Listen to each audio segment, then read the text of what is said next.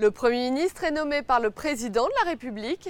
Il est le chef du gouvernement et à ce titre, il dirige et coordonne le travail gouvernemental. Mais il reste soumis en permanence à l'autorité du chef de l'État. Par exemple, ce n'est pas lui qui préside le Conseil des ministres.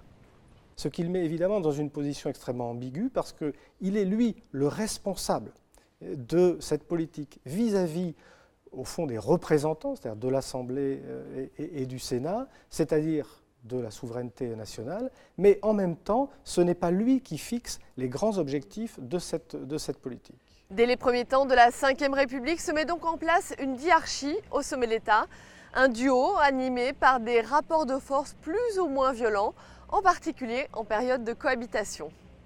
Les trois hypothèses de cohabitation qu'on connaît, c'est-à-dire François Mitterrand-Jacques Chirac de 86 à 88, François Mitterrand-Édouard Balladur de 93 à 95, puis ensuite Jacques Chirac et Lionel Jospin de 97 à 2002, montrent que finalement, dans ces périodes-là, on s'en tient à la stricte application de la Constitution et que chacun arrive à exercer ses compétences sans empiéter, en tout cas en apparence, sur les compétences de l'autre, et donc il y a négociation en quelque sorte entre les deux hommes. Les premiers ministres de cohabitation sont plus heureux parce qu'ils ont la réalité du pouvoir. À ce moment-là, le président est généralement extraordinairement affaibli, puisque les législatives ont donné l'opposition vainqueur, et donc le premier ministre de cohabitation a la vraie main sur son gouvernement, ce qui n'est pas du tout le cas sinon. Et c'est lui qui décide de son équipe, et c'est lui qui décide de sa politique, de ses réformes, de sa stratégie. Depuis 1958, la France a connu une vingtaine de premiers ministres qui sont restés en moyenne un peu plus de 2 ans à Matignon. Une exception notable, Édith Cresson, seule femme nommée à ce poste. Elle détient aussi le record du mandat le plus court, 10 mois et 18 jours.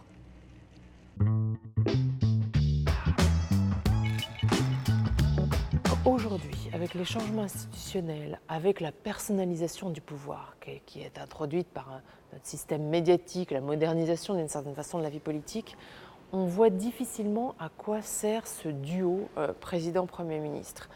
La réalité du pouvoir est chez le président, autant que ce soit lui qui l'incarne et autant que ça soit très clair dans l'esprit de tous et pour l'opinion publique, alors que le Premier ministre n'a plus qu'une fonction plus technique au fond et presque symbolique.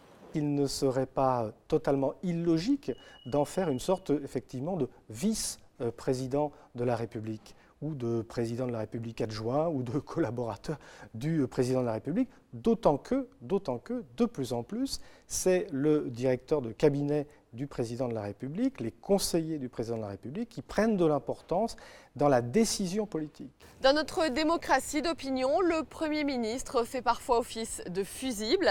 Il peut en effet être remercié à tout moment par le président de la République, mais il peut aussi être renversé par les députés dans le cadre de l'adoption d'une motion de censure. Ce n'est arrivé qu'une seule fois, en 1962.